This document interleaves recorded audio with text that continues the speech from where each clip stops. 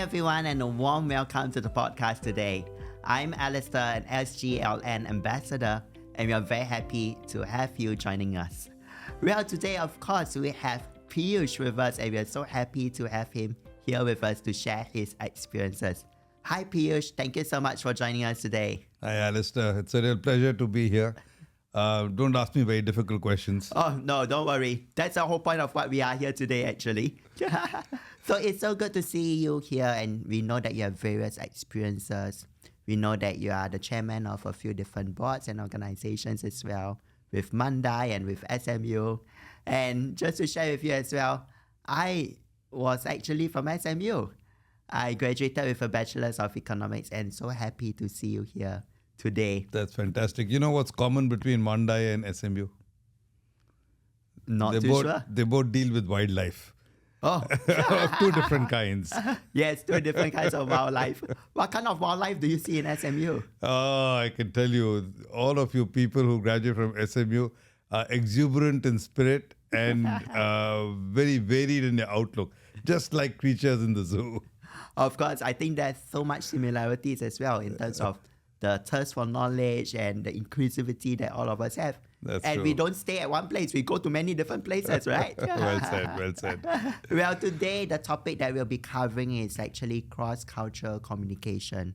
And we know that in your various leadership experiences as well, you came from India, you had experience in Indonesia, you came to Singapore a couple of times previously as well.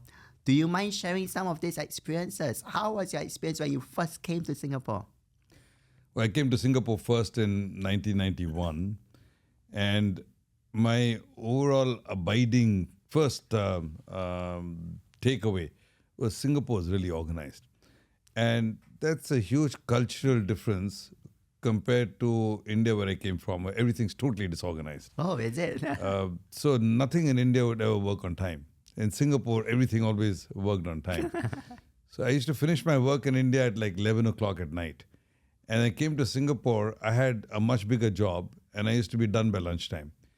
And I couldn't figure what was going on. And then I realized that a lot of what I thought was work in India was actually not work. It was just error correction. I was working very hard to make the elephant dance. But in Singapore, the elephant danced by itself. And so you didn't have to put in all those hard yards. And that meant that you needed to organize your work methods and what you prioritize very, very differently. If somebody told you something's going to be with you next morning, in India you have to spend a long time following up, chasing, sending people around. In Singapore, they said it'll be there at 9 in the morning, it will be there at 8 o'clock. So that's a big shift in culture, which I had to reckon with very early in my new Singapore role then. Then after that, I got transferred to Indonesia. And Indonesia, I realized that again, at a national level, that culture is again very, very different. They're much gentler and softer people. And there is a reluctance to deal with conflict. And therefore, even today, if you ask an Indonesian about anything, they hate saying no. So they will say not yet. They won't say tida, they'll say belum. And even if you ask a 90-year-old guy, are you married? He'll never say no. He'll say not yet. I mean, like he's going to get married at 92 or something, but that's just the culture. So you got to realize that in Indonesia, you got to do things very differently. It's got to be gentle, and it's got to be very considerate of the fact that people don't like dealing with conflict. So I worked in Hong Kong after that. I worked in Malaysia, and you realize that these cultural nuances and cultural traits matter. How you relate to people, how you deal with people, they're important, and it reflects on the way you get work done. Wow, thank you so much for sharing. That's really a vast experience that you have all around the region.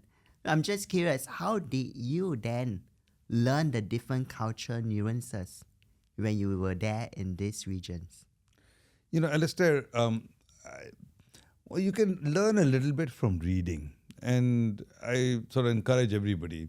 So you should read a little bit. I do think a degree of immersion into how people think and operate is helpful. So for example, now when we bring expatriates into Singapore, we have something called a Singapore Immersion Program. And we spend a couple of days telling people what are the sensitivities, what you should watch out for, what is the history and the mindset of an average Singaporean, and why is it the way it is. We make people walk the trails. We'll go and take them off to different parts of the city and so on. I think all of that helps. But it's not enough. In the ultimate analysis, the best way to embrace and learn about a culture is to interact deeply with the people. And which means really having experience and exposure on the ground. And testing and seeing how people respond to your various actions and reactions, and watching other people and seeing how they do it. Wow, thanks so much for sharing. And when you choose to interact with them and being on the ground, how was the reaction like towards you? Because someone from another culture, another background, were they apprehensive? Were they accepting and welcoming? So I have a personal theory that, well, all countries have a culture. You can tell a Malaysian from a Singaporean or Indonesian, generally speaking, because of their culture. But at the same time, within a country, you can create your own culture. And so I sometimes say, if you go in any country and look at a special company, you can see the company has its own culture. And in my early days of Citibank, I said Citibank had its own culture, and you could identify that culture everywhere. And that culture actually transferred very well from country to country. So most Citibankers behaved alike. And they had the same value system. They looked at the same things. My shorthand for this is a company culture can trump a country culture. So the first thing you got to pay a lot of attention to is what is the culture of the company. And if you can figure and create a unified culture, in fact, I believe in creating cultures. You can create a culture by design. But if you have a unified culture, then you have a common starting place. You have a common language. You have a common set of behaviors that are accepted in the company. And if that happens, then for individuals to go across countries becomes a lot easier because you're operating from a common premise. If you have no common premise, it's much harder. But in my case, every time I moved around within the company, and therefore I was advantaged. I was operating from a common base of language and a common understanding of the way you behaved inside the company. Now, after that, however, you still have to be conscious that things are different. And if you are mindful of that, then people are not apprehensive because, you make the effort. If you're not conscious of that and you wind up treading on people's toes, then obviously people react differently. And sometimes you only learn the hard way. So when I went to Indonesia the first time, it took me some time to realize that you cannot put the same degree of pressure on people as you can in Singapore or in India. Singapore, India were colonized by the English. It is accommodate on a different way of thinking. And so you can be very direct. And you can tell somebody, hey, this is not right. And also, people respond to incentives differently. And you tell people, work hard and you get promoted. I found in Indonesia that was not uniformly the case.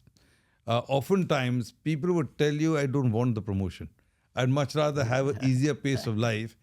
That carrot you're putting out in front of me is not that important to me. Or if you put too much pressure and you're very direct, they would react, and including everybody, not just in the work environment. My domestic staff, every time you push them very hard, they would tell you, Saya pushing. That means my head is spinning. I'm not going to. So I refuse to do anymore. So that you can only learn. But again, if you're thoughtful about it, people are not apprehensive. They don't react immediately. But you can see from their body language what is working and what is not working. I like how you are attentive to the details, especially in terms of how people react, their body language. And you also mentioned about your belief that the company culture can supersede and triumph over the country culture. And we're going to ask you, in terms of communication, how do you communicate effectively such that you bring everyone together, diverse cultures from different parts of the world? How do you communicate in such a way that you bring everyone together to form the company culture? There are a lot of different things you can do to form a company culture. The first sounds like motherhood, but it is about having a shared sense of purpose. The mission, vision thing. I'm a big believer in that. I spend a lot of time actually making sure that we all tied into a common assessment of what is the soul of the company. What are we all about? Why are we in this game? That's the mission. And the vision, which is what is our objective? What are we hoping to be in an ideal world?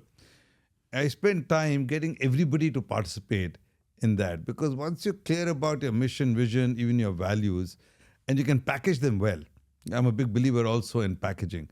And you can package them well, then people start remembering those words, and that's forms a good base to start with. So in our case at DBS, we have a mission we call Making Banking Joyful. It's the subtext of a longer mission. But you talk to anybody in the company, now they all know that the idea of making banking joyful is quixotic. I mean, most people think, how can banking be joyful? Yes. But it speaks to our people. And so that's the base of common culture. Everybody says if you can make banking joyful for the customer, that's a good thing. We set up a set of visions, not one, but at one stage our vision was to be the best bank in the world. We called it BBIW, #BBIW, best bank in the world. We eventually evolved it to a new vision, which is best bank for a better world. Oh. These visions were created by our people. And the idea of being the best bank for a better world is now deeply rooted in the company. So everybody's thinking about not only what does it mean to be best, but what does it mean to create a better world? How do you create impact? Now, when your mission of making banking joyful and your vision of creating a better world are deeply rooted and embraced, that's already the foundations of creating a common culture, because the language is the same and the direction becomes the same for people. But we don't stop there. I'm a big believer in the McLuhan adage, which is the medium is the message. So packaging matters. And so most of the things that we try to focus people on, we try to package with short, sharp words and mnemonics. So very early, we wanted to create a service value culture. And we spent, again, a few days collectively as a team saying what should define our service value. We came up with respectful, easy to deal with, and dependable. And respectful, particularly in Asia, because you want to respect the guest. But the three words are actually quite clever, because this R-E-D, they stand for red. Oh. Yeah. And therefore, red is a very powerful word, because you can tag it in the front of a lot of things: redistribute, redevelop, redeploy. They're all red. And so you build a language around red. And that language around red allows you to communicate simply to all the people across countries, across culture. Everybody understands red. And now you're no longer talking a language difference, you're talking about an emotive thing of what does red mean to you. And the minute you can equate red means a special kind of service value, everybody can buy into that. So how do you actually package in a way that you can get people to buy into the emotive content of what you want is a trick.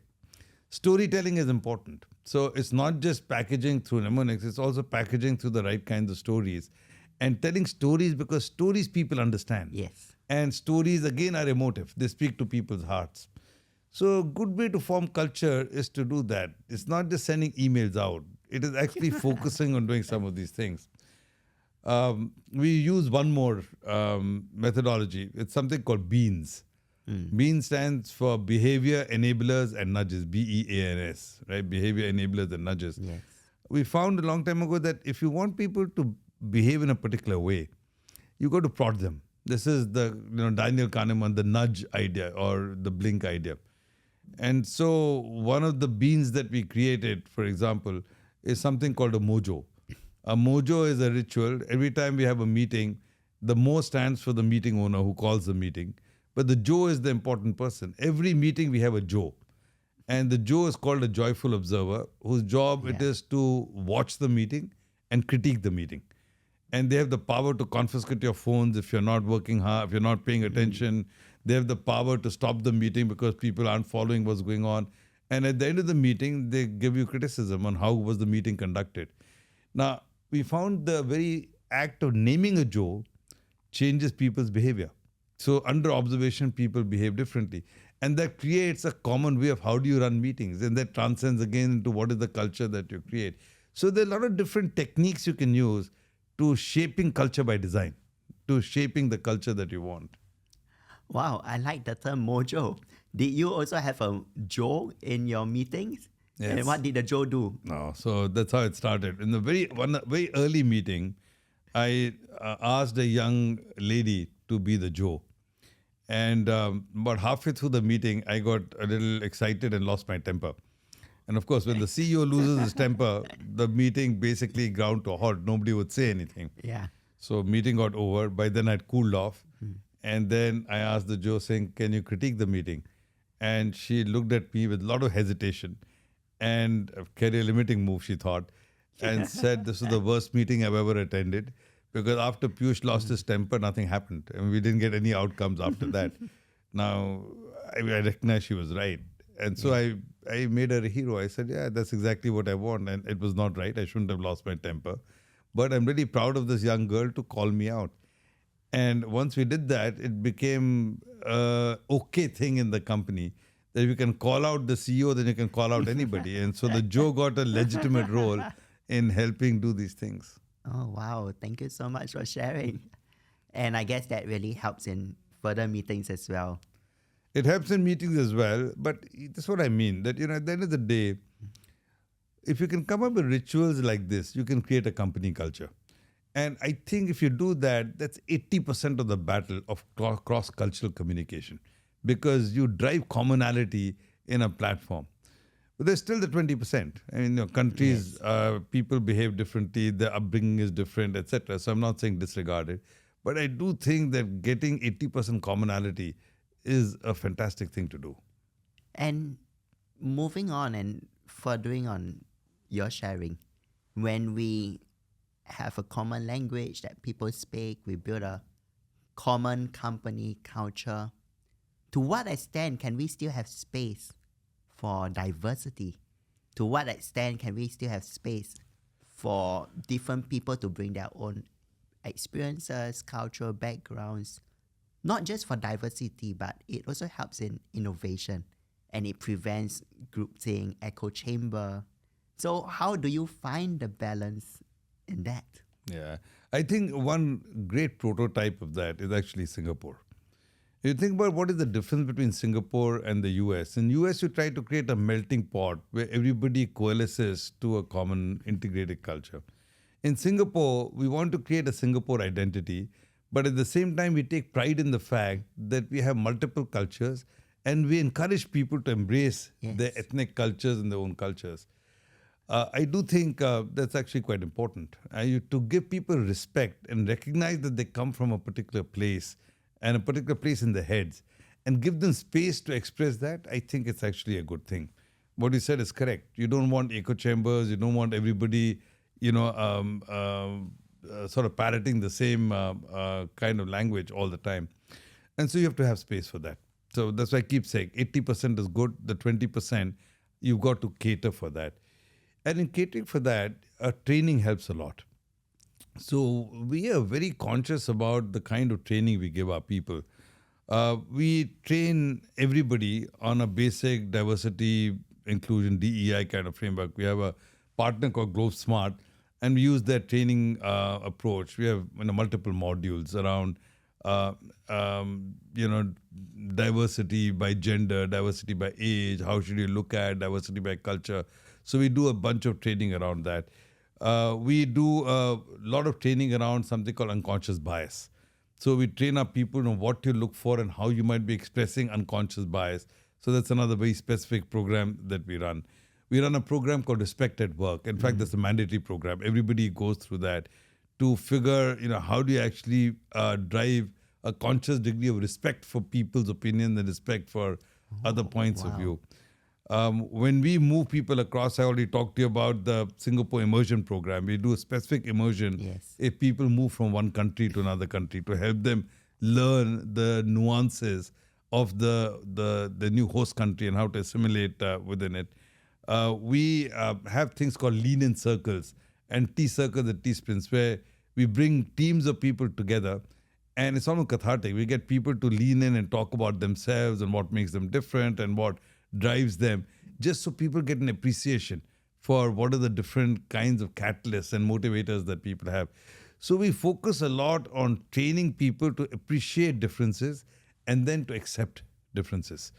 And what you said is true. There's a lot of power in looking at some of these differences. It's even more true when you think not just of your employee base, but when you think of your customer base. Yes, correct. Long time ago in the early 90s, I used to have these constant arguments with my colleagues in the US. Their whole focus was you can cookie cutter all the products. And the example they used to cite to me was McDonald's. They said, McDonald's is the same. No matter which country you go, McDonald's is McDonald's. And I still remember I used to tell them at some stage McDonald's is going to have to rethink. Because you take McDonald's with his beef burgers into India, they won't sell a thing. Because, you don't eat beef. Yes. So if you're not willing to change to customize for the local requirement, you won't succeed. So that 20% customization for local requirements is, I think, still critical. So let me give you some interesting examples. Yes, please. We make internet websites and mobile websites and so on. And it is so interesting that if you look at the design and the design people, we have 150 design people who help us do the UX. When you design for most of the English-speaking places, Singapore, Hong Kong, people look for very simplistic and very clean designs. They want their face to be like Google, just one bar in the middle.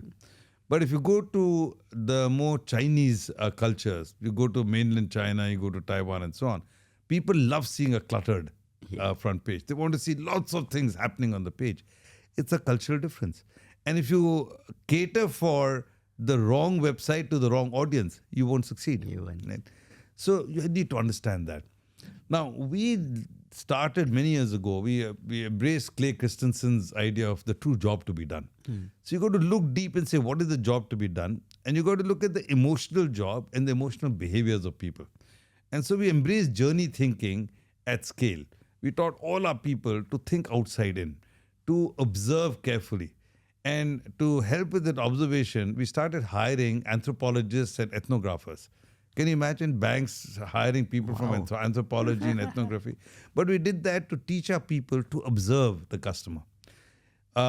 Even through COVID, when you could not get physical customers to observe, everybody was on WebEx, and we figured technically a way that we'd have two WebEx rooms, or a WebEx room and a Teams room.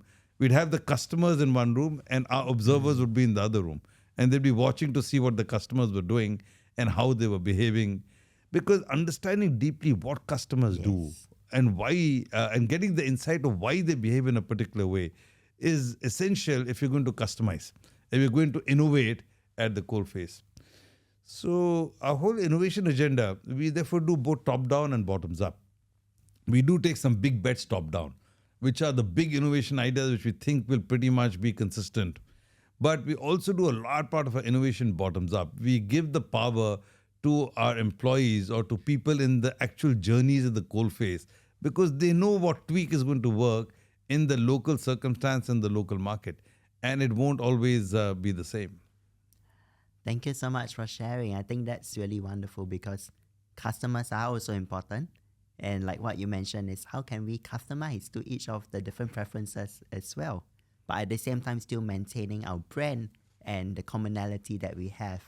Wow, thank you so much. It's really a great sharing. I think we just want to hear as well any advice for young leaders. And this is probably the question that we're going to wrap up with. Any advice for young leaders who are navigating in the space of cross-cultural environment? I think there is no replacement for experience and exposure. So like I said, you can read about cultures, you can go and do an online course on what to be careful of and what words to use. But at the end of the day, the best way to understand cultures is to interface with the people. And so you need the exposure to the people, you need the exposure to the environment.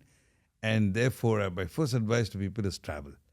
Go out, kick the tires, travel. And if you can't travel, then make sure where you are, you try and get a very broad cosmopolitan group of friends. So you can understand and engage and work with people. I think it's very important. The second thing I'd say adjunct to that is give it a lot of attention and importance. Because when people talk about EQ, emotional quotient, right? What is EQ? EQ is all about this. understanding the subtle nuances of why people behave differently, Yes. what causes them to react in particular ways. And sometimes it is to do with the person, but oftentimes it is to do with where they're coming from. So be sensitive to that, because if your EQ is good, then that actually complements your IQ and makes you a lot more successful. Wow, thank you so much for sharing. And when you say travel, does it just mean holidays, or I'm sure you're referring to more than that as well? I'm actually whatever you can do. If you can, if you're in uni or college, I tell people go and do a term abroad. If you're working in a company, I say put your hand up and try and get on a task force or try and get on a project that takes you to other countries. If you can't do that, just go and travel and go on holidays and then interact with people on the ground. So whatever you can do. But the best way to understand and embrace cultural diversity is by experiencing it.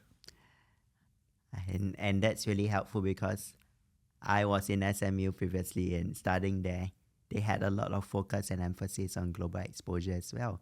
And many of the students really had international experiences, which really thankful for your efforts and service to the community and wherever we are when we live. So thank you so much, Piyush, for joining us on the show. We really appreciate your thoughts, your sharings, and your efforts. Thank you very much for that. Thank you, Alistair. I enjoyed the conversation. And that's right, you heard it from Piyush in terms of cross-cultural communication, and I hope that many of us learn something from today. And remember, continue to have that global exposure, because it will help to continue to build us up to understand one another better. That's all for now. My name is Alistair. Thank you very much, and we'll see you again soon.